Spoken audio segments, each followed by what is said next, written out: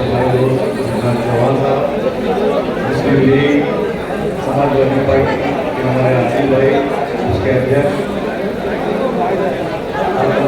साहब, तमाम स्टेज पे बैठे हुए हमारे दोस्तों, विक्रांत चौहान ने बहुत बात काफी कर दी है, तो ज्यादा बात न करते हुए हम लोग कुछ पॉइंट्स पे बात किया जाए। सारी बातें बता दिया, गद्दार की, वफादार की, नजीब मुल्ला की, एकनाथ शिंदे की, और हमारा जो यहाँ से एमपी के चुनाव लड़ रहे हैं श्रीकांत शिंदे, तो उस पर ज़्यादा ना बात करते हुए, सारी पार्टियां इस वक्त इस स्टेज के ऊपर मौजूद है और मेरे ख्याल से शहर के सारे जिम्मेदार लोग, जो माइनॉरिटी का तबका हो या मेजॉरिटी का तबका हो, वो भी यहाँ पर मौजूद है। अब इसके बाद अगर 80 से 85% पोलिंग नहीं हुई तो आइंदा ऐसी सभा नहीं लेना चाहिए। मैं सही बोल रहा हूं। गावकरे साहब का चुनाव था, गावकरे साहब जीत रहे थे, विधान भाई गावकरे साहब जीत रहे थे, 32% पोलिंग हो गई, 25,000 से सेकुलर उम्मीदवार हार गया। उसके बाद कभी हम यहाँ पे जीते नहीं।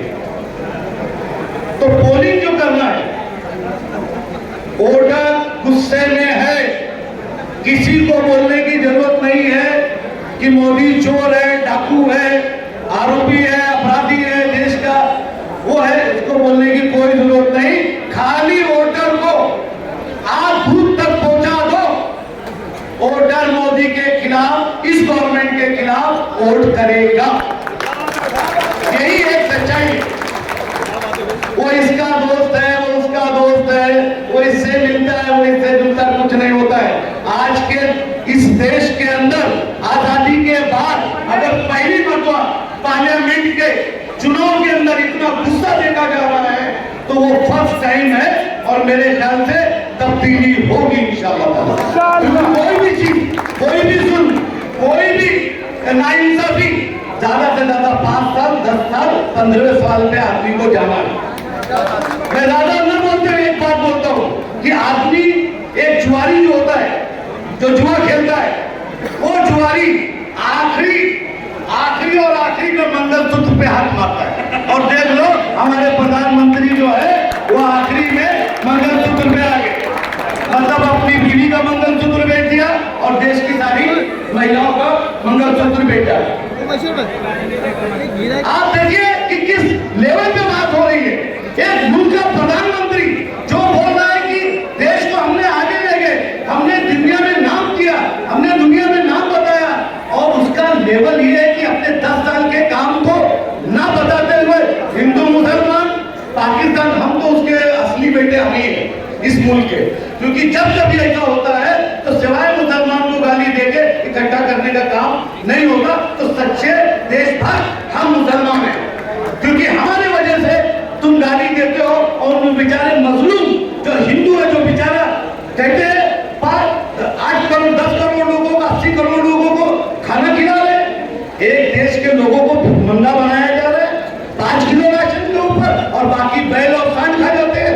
तो देश के अंदर जो हालात है वो बद से बदतर है।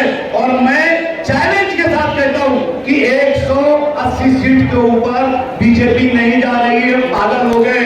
आप देखिए कि पवार साहब के ऊपर किस तरीके का गंदा कमेंट एक मुल्क का प्रधानमंत्री, जिसको अपनी बात करने का, लोकतंत्र के अंदर सबसे बड़ा लोकतंत्र हमारे भारत का है, और भारत का प्रधानमंत्री पवार साहब के ऊपर जिस तरीके की निचली टिप्पणी कर रहा है, तो इससे मालूम पड़ रहा है कि महाराष्ट्र में बयान उसको हारना है, चाहे इधर कर ले, चाहे उधर कर ले, चाहे हिंदू कर ले, चाहे मुसलमान कर ले, रुकने वाला नहीं है। एक बात बता देता हूँ, गैस का सिलेंडर बढ़ता है ना, तो 80 करोड़ पहले जो मेजोरिटी के लोग हैं वो 1000 रुपए का लेते हैं, तब माइनॉरिटी के हमारे लोग लेते हैं। तो तुम्हारे साथ हमारी चक्की है, तुम उनको परेशान, हमको परेशान करोगे, हमको परेशान करने में तुम 80 करोड़ लोगों को परेशान करोगे।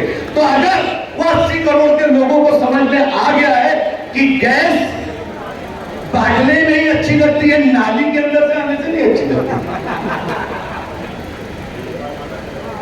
तो मैं आपसे एक ही अपील करना चाहता हूं कि जितने लोग हैं, जहां हैं, जिस जगह पे है, वैसे तो वसीम सैयद बहुत ज्यादा व्हाट्सएप कर ही चुका है पहला मेरा, तो मैं एक ही बात बोलता हूं कि सारे लोग मिलके अगर कायदे से, इत्मीनान से और मोहब्बत से हर बिल्डिंग का चेयरमैन, हर बिल्डिंग के गली के लोग अगर अच्छी वोटिंग कर दे, तो मेरे ख्याल से, मेरे को ऐसा लगता है कि अब की बार चुनाव जो है वर्कर नहीं लड़ रहा है, पर पार्टी नहीं लड़ रही है, पब्लिक लड़ रही है। पब्लिक, ये पब्लिक का करंट है, और पब्लिक जब करंट पे आ गई तो इंशाल्लाह ताला मरना पक्का है। जय हिंद, जय भारत।